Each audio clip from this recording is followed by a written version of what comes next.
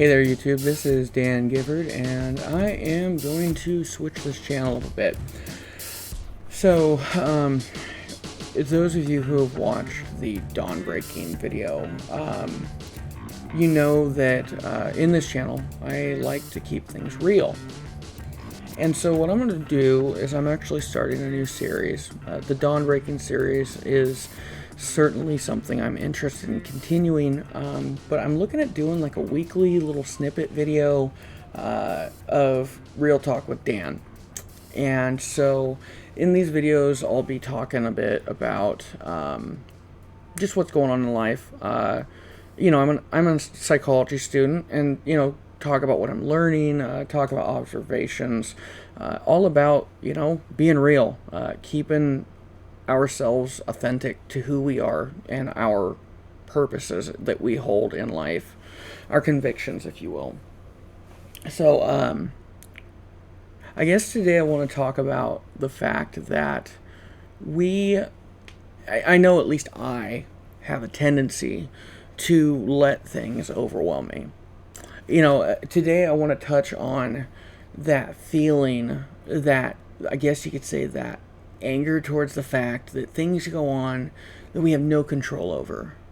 And I want to also touch on the fact that despite, no matter how bad it is, whatever you go through or went through, there is hope at the end of this tunnel. There is a light that you should push forward to, and there is a reason to keep moving forward. So, with the elephant in the room, we've got this superbug that's going around. I'm not sure if you're familiar with it. Its name is COVID-19. But it's literally put our world in a standstill. We got people hyping it up. We got people just freaking out. I mean, with semi-good reason. But in the end of the day, we don't have control over this stuff. Sure, we can take preventative measures. We can do, what we can do to stay, safe and healthy. But, reality of it is that if you really think about it, we take a risk of dying every time we get into a car. I mean, let's be real. We can't control the DUI drivers out there, killing someone in an accident or something. And, not to, diminish that, not to, downplay that. But, being a 2-time cancer survivor, there's things that I realized, going through that experience. And I realized, in the middle of this, when this first came to light, so the first time I was like, okay, cool, let's get it cut out. We're going to get this done. We're going to work things out. I'm going to get through this. And the second time, it was like, oh, crap. I'm not immortal, and nobody is, let's be real with it. But having to face my potential demise at the age of I don't remember what it was, 26, I want to say. It was 2016, 1990. It was right before I turned 26, so around 25. Sitting there in a doctor's office, having them tell you, yeah, come back in a month, we'll check this lymph nodes, it's swollen more than it should. And then coming in a month later and having that thing be bigger, and then getting a biopsy and finding out it's cancer. I mean, this was all stuff that, hilariously, to me, it didn't faze me as much as it should have. And part of that was the fact that I'm Christian, and I hold the belief that everything happens for a reason, and, that no matter what, things are going to work out. And, that's where my flame comes from. That's where my hope comes from. But I want to encourage you, whether you're Christian, whether you're, whatever other religion, whether you are left, you are right, you're depressed, or you're on top of the world, no matter where you're at right now, that if and when, because let's be frank, when is the proper term. It's not if things will happen. It's when life hits the fan. What do we do at that point? And, I've been, exploring this, and I've found in my own experience that when life really goes south, and let me be real, as an extrovert, it's been especially hard for me not to have contact with people. It's been really hard for me not to want to go to friends' houses, not to want to get there, because to me, that is life. That is, interaction is my fuel. And if I'm running on empty, I get grumpy. And, I look at that, and I found out, you could talk to people online. You get on Xbox, play with people all around the world. And believe it or not, you'll find people that agree with you. You'll find people that definitely disagree with you. But at the end of the day, you got that interaction. And so, like, what I'm trying to get out here is I know I tend to blow things way up. The bill comes in short 1 month, or I'm all worked up because I'm having health issues, which I am pretty stringent on making sure everything's good with my health, especially being a 2-time cancer survivor who's been through 4 cycles of chemo. I mean, that stuff, it like accelerates your aging by like 10 years or something like that. It's ridiculous. But like, going through that stuff, I've learned that in my experience, right when that moment hits, I don't know what to do. I don't know what to say. I mean, what can you say when you get that diagnosis? What can you say when somebody has atrociously assaulted you? What can you say, like, when I went through a miscarriage? What can you say to those things? And, like, what do you do? How do you keep moving? What, at that point, continues to drive you forward? And, like, those moments are some of the moments that the human character, the development of who we are, can either turn for the worst, make us bitter, make us angry, make us feel that life was unfair, or never forgive somebody, or swear that we'll never forgive somebody. Like, these moments can do that. But on the flip side of it, if we realize that pain is temporary, that we are not a sum of the actions committed against us or the stuff that we've done. We're not defined by those things. We're defined by our very being on this planet. In my belief is that if we're here and we still got breath in our lungs, we're here for a reason. And regardless of your religious affiliation, regardless of your ism or whatever is out there that you believe in, there is people, there is family, there's friends that no doubt every single day, or at least on a regular basis, you are either hanging out with, pouring into, helping out, mentoring, just being a friend, being a listening ear. And those are the times where I look at it and it's like, when I went through a miscarriage, when I had to put my own cat down by my own hand, nobody likes the old yeller thing, but I'll tell you, it's where it gets gritty, and it's painful to watch. I mean, when I went through cancer once and then got the bad news after I took my hematologist's advice not to go through 1 cycle of chemo, and I kicked myself that second time I got it, those moments were directly and like right in my face, the moments I had zero control over things. But those moments, because of a perspective change, that these things happen, they occur, but life still moves on. And I still have a chance to try again, or to keep moving forward and pushing along. Like, that's what drives me, is that if I've still got breath in my lungs, I can still make a difference in somebody's life, no matter how big it is or how small it is. And I know there's a lot of individualism in the American society, and I totally get that. And, we don't want our neighbor mucking around in this. We don't want this friend knowing about that. But at its core, that's what has been dividing us so badly, is that we're I'm so engrossed, we're so engrossed in this technological revolution that's happened. And I'm not saying that cell phones and texting and all these innovations in technology are bad. They're simply a toolkit to communicate in different means. But as these things have evolved and become more interactive, we've forgotten what it means to actually go out to dinner and not touch our phone. We've forgotten what it means to sit down for coffee and talk to somebody, looking them in the eyes and being real about what's going on. We've forgotten the benefits of talking it out with people when we disagree with them, to expressing this was where I was come from, because a lot of times we're afraid to be vulnerable. We're afraid to be in a position that could lead us to having the lesser hand. And most times when I've had a conflict with somebody, or I've gone through an issue, if I stand up and face that, and I talk to the person, or I look at really how well it is, besides the fact that something's going on out of my control, then I actually have a paradigm shift.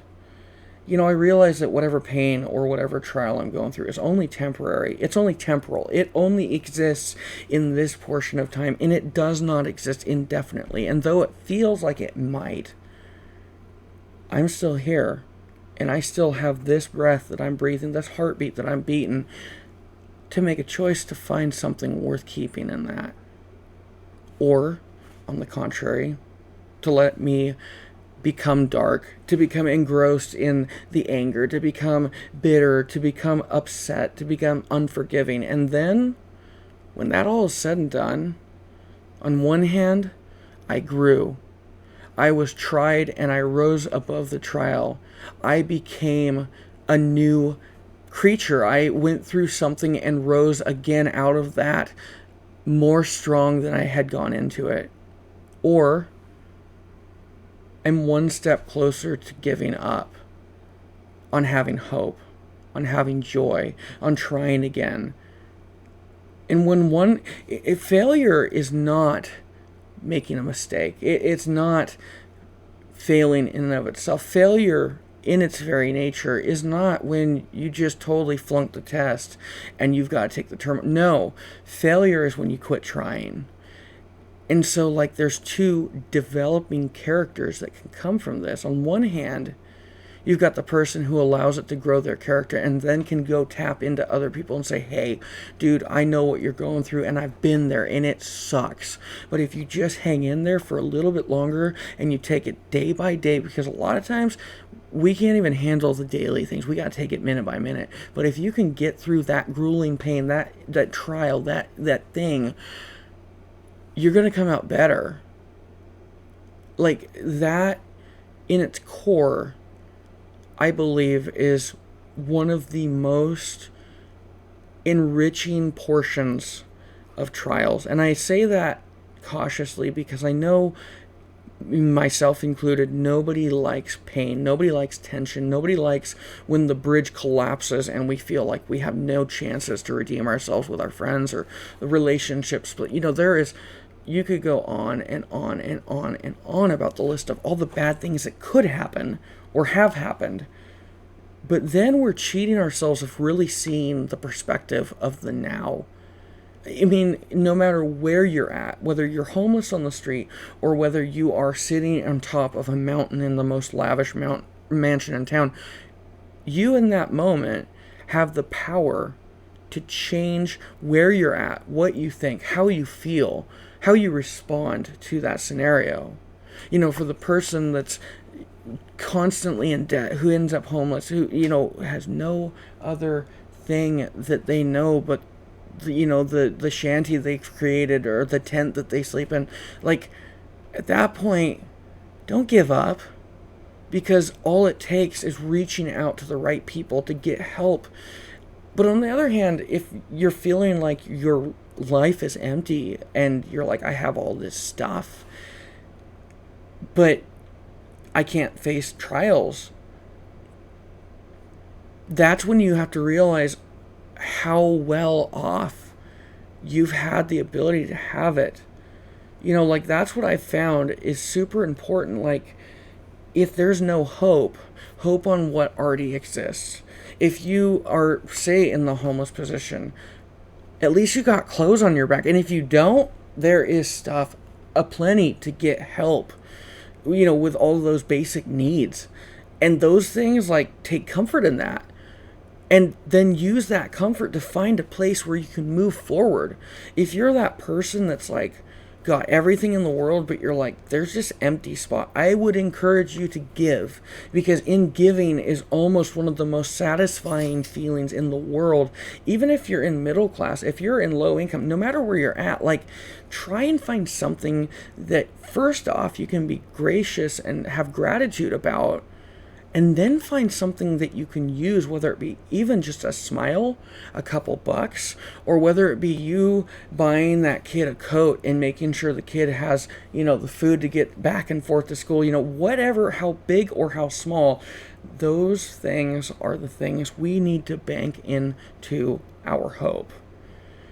And that's where I'm at. When things we cannot control happen, we default into this state of panic. and their emotions run super raw and super unfiltered. And it's in those moments that the actions we take, often the choices we make, will define the outcome of the situation. And although there is very little we can do to control the situation, there often is a way out. There often is a way for us to choose to shift the direction something went in. And yes, there's times when you can't take something back that you said. Words are like a bullet. Once that trigger's fired, once that word's spoken, it's not coming back.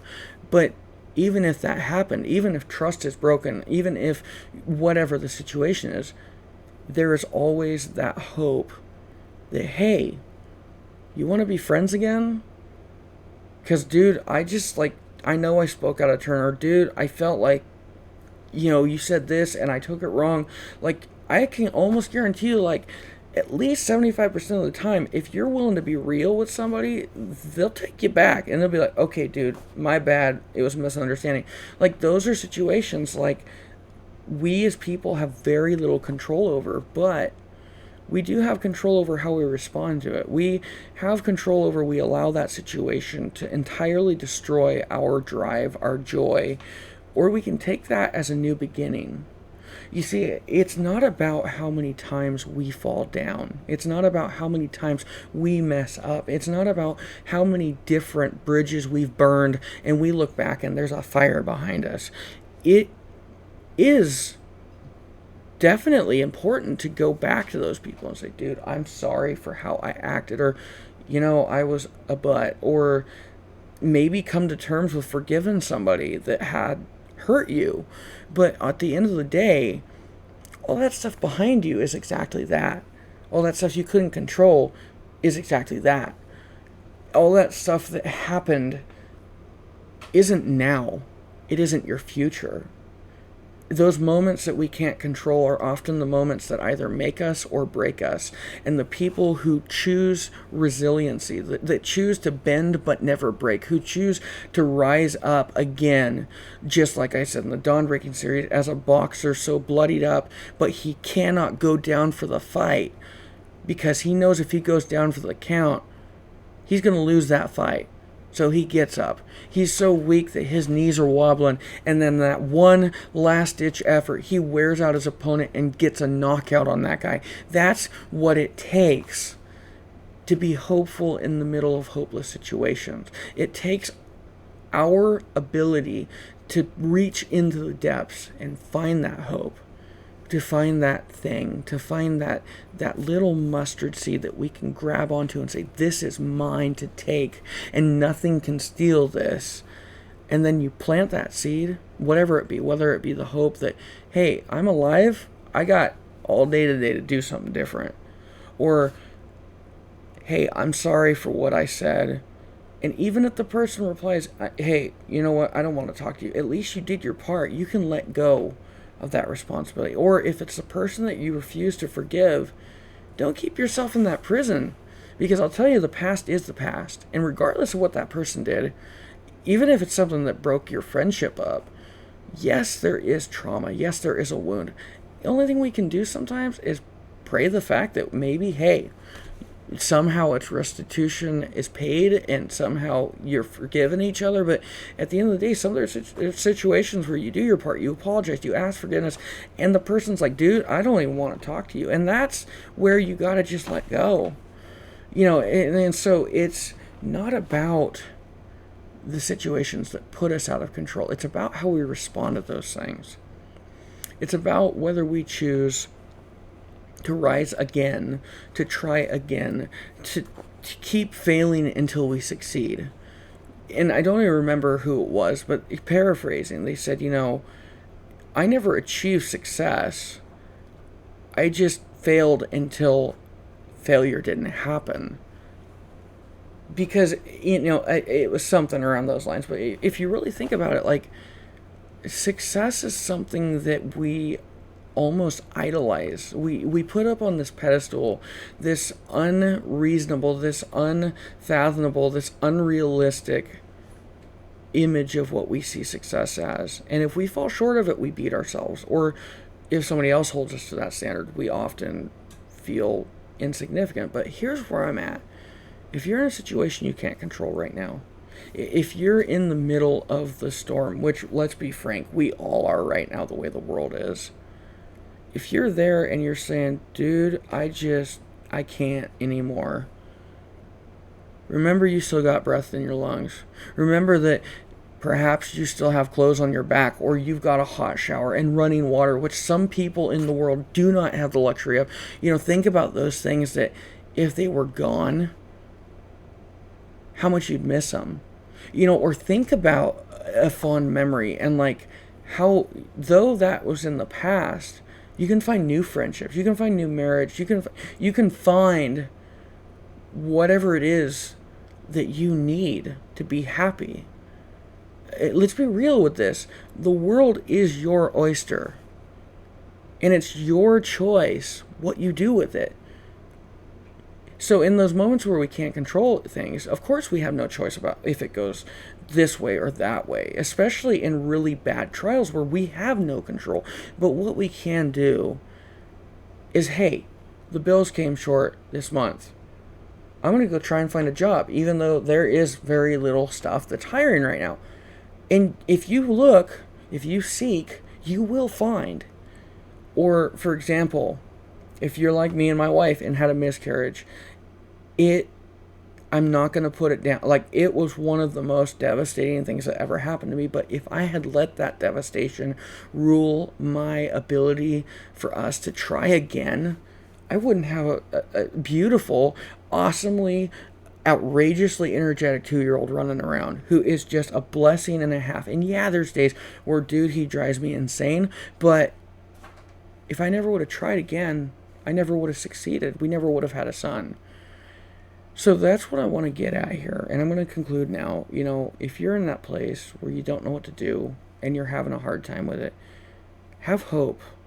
Because if there's one thing that nothing can take away, as long as it's anchored in something firm, and especially in, where I'm coming from, the cross, the action which Jesus performed for me personally, and I firmly believe for you as well, whether you're Christian or not, like that anchor, that hope, that having a relationship with God has been my one thing that's constant. So what I would encourage, what I would challenge you to do today, if you're in that place, find an anchor and dig that thing into the cliff so you don't fall down. Because there is a deep cliff full of the doubts, full of the anger, full of the stuff we could get riled up about. There is thorns down there that never relent. There are pains that never stop. But when we bring light into darkness, even the thinnest amount of light that we can bring into darkness, it is evidently seen from potentially miles away. All we got to do is turn that floodlight on. It may be a trickle at first, but if you've got something to hope in that, and then use that to drive you forward, because if you're able to do that, that hope will eventually flourish. Anyway, it's been good. It's like way past my bedtime here, 1:38 in the morning. I have to do these recordings late at night so my son's not jumping and being crazy, but I just want to instill that with you. If you're in a situation you can't control right now, if you're having a hard time, find something to hope in. Even if that's hanging out with guys on Xbox Live, or doing art, or whatever it is at home or in your workplace. If you're fortunate enough right now to not have it shut down, figure out something you can bank your time in, bank your effort into, bank your hope in, and you'll get through this. Even if it's one day, 1 hour, 1 minute at a time, there is reasons to continue on, because even coronavirus, even 2020, hilariously, even though all of these things, just like a bad cold that sticks around for a week, feels like it will never stop. A year in perspective of a human lifetime, a year in perspective of the known historical record, a year in the supposed timeline of how long this universe has existed, is nothing more than a tiny, tiny, tiny, tiny, tiny little atom in the expanse of our universe when it comes to just how finite a year is.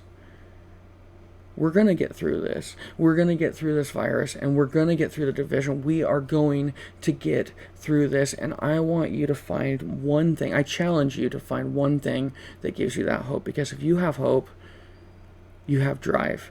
If you have drive, then you have gusto to go and try new things. And if you try new things, you might just be surprised, and you may find yourself in a totally better, a totally different state of mind and place than you ever could imagine. This is Dan the Man Senior, signing out. Have a good one.